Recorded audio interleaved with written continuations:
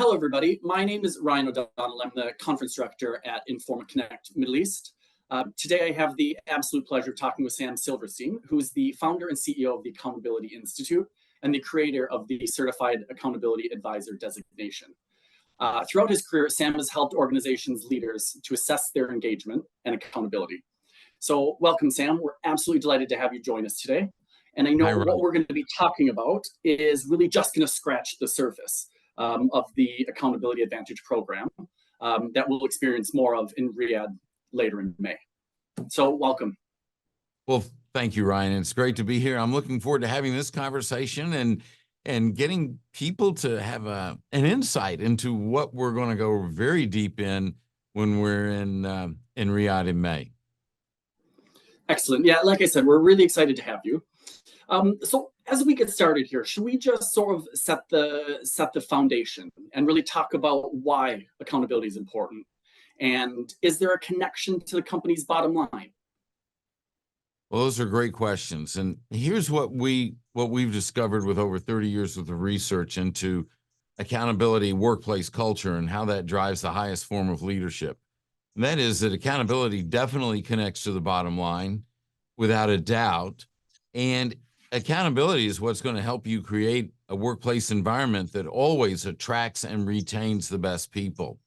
The other thing that we've discovered is that accountability is not something that's mandated. It's something that's encouraged, that's inspired in the culture.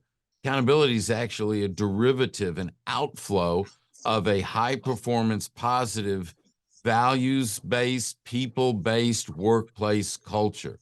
So our goal with the Accountability Advantage is to help leaders really understand what accountability is and shift their thinking from a transactional, tactical topic to a relational one. Great. So you've talked about being accountable and how that can help attract and retain the best people. But how does that then, I guess, help create a high-performance environment that can drive further success in the organization? So here's what we know to be true, that many times leaders see accountability as really a tactical subject. In other words, I take the position that everything that we've been taught about accountability is wrong. Accountability is not a way of doing, it's a way of thinking. It's how we think about people. Accountability isn't leadership trying to manipulate people to do more for them. Accountability is leadership, first and foremost, stepping up and accepting the responsibility that they are accountable to their people, they are accountable for their people, and that they are responsible to create a workplace environment that inspires people to choose to be accountable and to choose to be their best. So we define accountability as keeping your commitments to people. But we delineate between tactical commitments and relational commitments. Now, commitments, no matter what, it's absolute. But that sales report that's due on Friday, the financial statements that need to be prepared by next Wednesday, those are things. We're responsible for things. We're accountable to people. So accountability is always going to lie between people. And when leadership starts understanding that when they say, I'm going to hold you accountable, it's like putting a gun to someone's head. Rather, people want help being accountable because they want to work with and for leaders who've accepted that they are accountable for their people and accountable to their people. It's a whole different mindset. It's a different way of seeing your people. When you see your people differently, you treat them differently, you commit to them differently, and you get a different result. That's what we go deep into in the Accountability Advantage.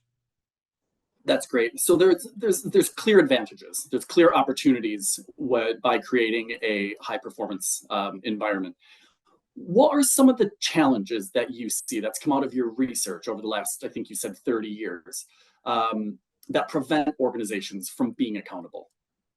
So we find that there's a lot of leaders that they're focused on the bottom line and they're not focused on their people. Now, we do need to perform. Don't get me wrong. We want to perform at the highest possible level. But if a leader is focused on their people know that, and then they focus on the bottom line. If the leader's just focused on the bottom line, the people know that. And then what happens is the people start to feel like that they're just tools or instruments and they're not human beings. So leadership that focuses on people develop relationships, create an environment, a workplace culture that is one that people want to be a part of. That's why the best cultures always attract the best workers and keep them. And then the people never want to let the leader down because they know the leader never wants to let them down. And when that sort of relationship is created, then those people will do it. They'll move mountains to make sure that that bottom line is great. So here's what we've discovered. When leadership sees accountability as a manipulative, tactical concept, it's all about doing, then they can achieve short-term results. But that the leader that's gone beyond that really focuses on creating this high-performance workplace culture, a culture that values people, then what happens is they create this sustainable environment that ensures long-term profitability. And all of our studies and all of our research, and we have very in-depth workplace culture audits that we perform, show that these enhanced workplace cultures always outperform on the bottom line over time the other organizations. So we've talked a lot about high performance and the value, and we're getting to that point about where we start talking about how organizations can foster trust and transparency. So I guess that's one part of the question. My second part to that would be, what about organizations that already find themselves outside that circle? How do they build back that trust, and how do they drive forward some of the transparency to build the accountability and the advantage there? Great questions, Ryan. Let's start with the latter, where an organization is facing challenges because they don't have the trust of their people. And this is a challenging situation. And of course, it's a construct of a question from the standpoint is we don't know why the trust is lost or the trust is challenged. In this second, for the purpose of our conversation, the leader that says you have to earn my trust doesn't get it. It's the leader who has to earn the trust of the people, and the accountable leader understands that. So trust isn't something that is earned by the people. Trust is something that is earned by leadership. So how does leadership earn the trust of their people? Well, leadership earns the trust of their people by being trustworthy. Now, that might sound trite and obvious, but is the leader transparent? Does the leader share both their strengths and their weaknesses? Does the leader show that they are human? Does the leader expect the same of themselves, if not more, than their people? I see a lot of leaders that expect perfection from their people, which is unrealistic because I've never met a leader who is perfect. So when the leader brings the humanness into the relationship, when the leader is constantly contributing to the relationship, then what happens is trust is built. So, for example, we have what we call the terms of change based on accountability.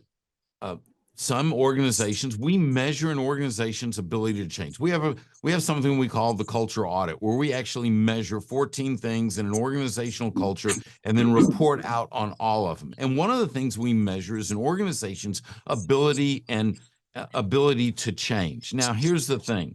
Some organizations can change very easily. Some find change to be difficult.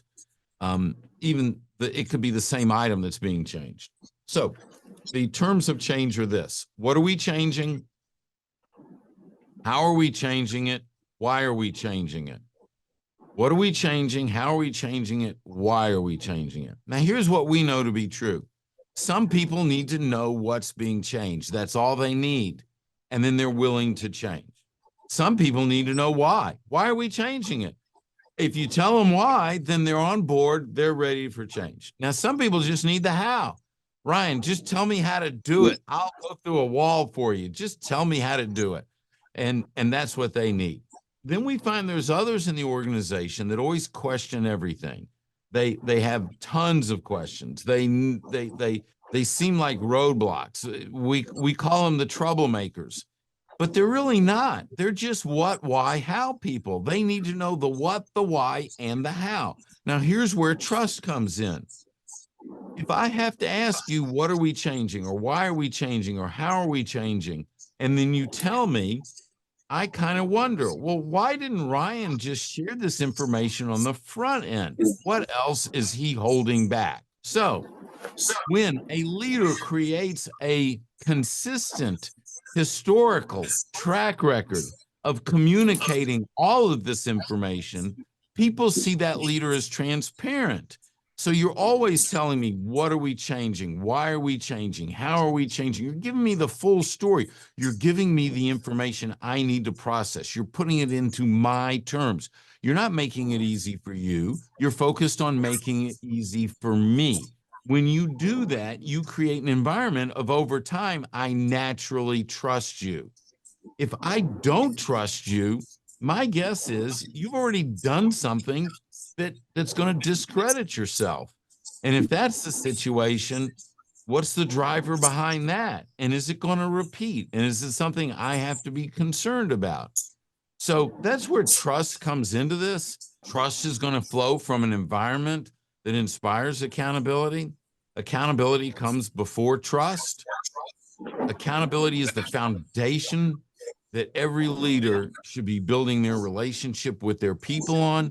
And that's exactly what I want and will be showing everyone in our extended session exactly how to do.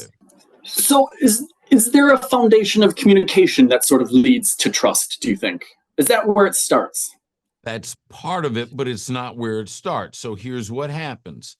And I'll be going deep into this in the session. When you create this high performance culture that is sustainable, that inspires people to do their best, what happens is you get the highest form of leadership. You get enhanced communication. You get better teamwork.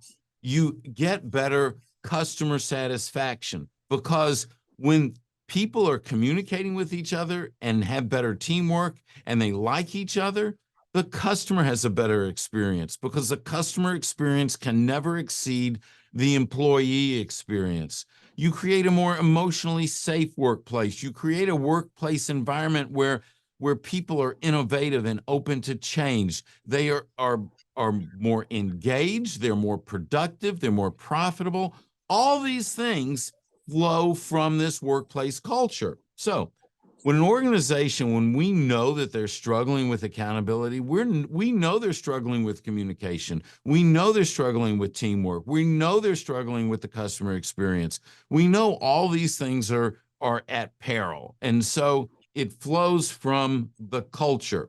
Communication comes from creating an environment where you want more communication rather than siloed communication. Well, I need to feel safe. Because if I don't feel safe, then what happens is, rather than communicating with you, I hold that information, because we have a meeting tomorrow. And in that meeting, I don't want to get blindsided. I need something in my back pocket that I can pull out. I need information that I can use to look good. But when the culture is created properly, people feel safe with each other because they are safe. When the leader is accountable to and for the people, then what happens is our relationships are enhanced. As you and I create a deeper, more meaningful relationship, we're going to share more openly. When we share more openly, we have better teamwork. And, well, you see how that spiral goes. So siloed communication is the number one challenge that we measure in organizations, and it's a derivative of a lack of relationship. That's really interesting. So I think we've talked quite a bit about the benefits of retention and employee performance, but I want to be really, really clear. I think that's a main takeaway of this session that we're having right now, is how can the culture of accountability benefit a company's retention rate and overall employee performance? Well, we worked with an organization in the kingdom a couple of years ago, and what we found was this. When they gave out their annual bonuses in January, the next day, guess what happened? Guessing they had some people leave.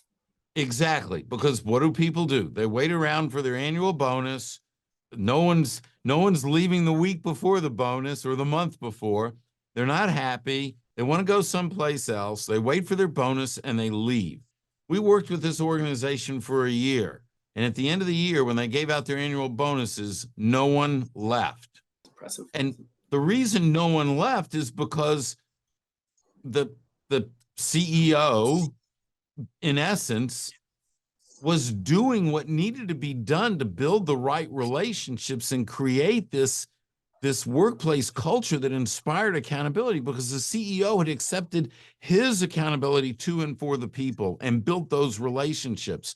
So now what happens is all these employees that you've invested in, that you've trained, that you've educated, that you've helped them grow individually, they're staying on board. You don't have to hire new people. You don't have to train new people. You understand how that works. But it's because we've created a place that people want to be.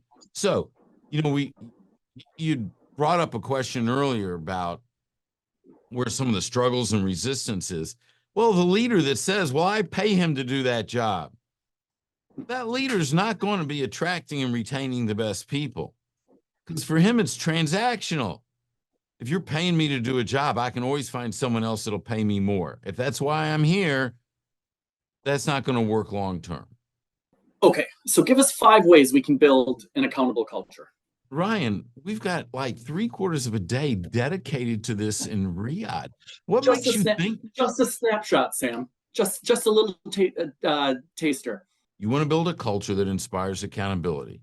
Well, first and foremost, the leader accepts the responsibility for that. The leader doesn't pawn this off on HR. The leader can have a team of people help them do this, but the leader has to want to be accountable to their people.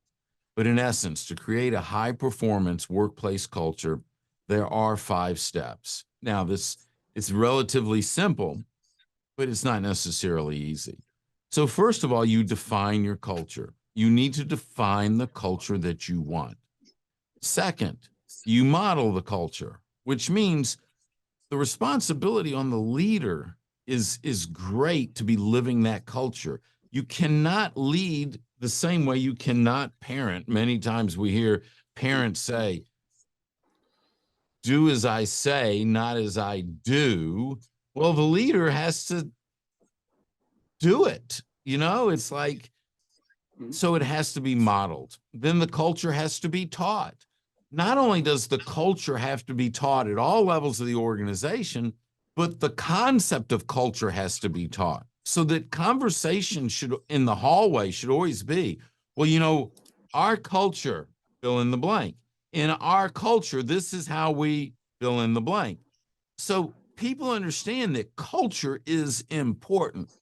The next thing is, so you design it, you design the culture, you model it, you teach it, you protect it, and there's specific ways to protect the culture that we'll go through, and you celebrate it. And these 5 steps then repeat themselves. You're constantly refining the design of what the culture is. You're making sure that it's being modeled, that it's being taught and protected at all levels of the organization. And then you're constantly celebrating the success that your culture is achieving. Now, that may seem a little simple on the surface, but when we get into it, there's a tremendous depth that we're going to discuss. Now, the one thing it doesn't talk about, and this is important, is it's critical that we measure the culture. We need to measure the culture. So we have to measure where we are now, and then we design a culture that's going to get us to where we want to go. And then in a year, we measure again, we look at our progress, and then we fine tune what we need to fine tune so that over time we're creating this high performance culture. And I believe that maybe that's what's really helped us be so successful, is our ability to measure and fully understand exactly where that culture is in the moment. And now here's the thing. In our session in Riyadh, we're actually going to use our culture audit, and everyone in the room is going to participate and experience what it's like to measure their culture. And in that moment, we're going to generate an executive report, 125-page executive report that analyzes the combined culture of everyone in the room. So we're going to roll up our sleeves. We're not just talking theory. We're going to show everyone how to do it.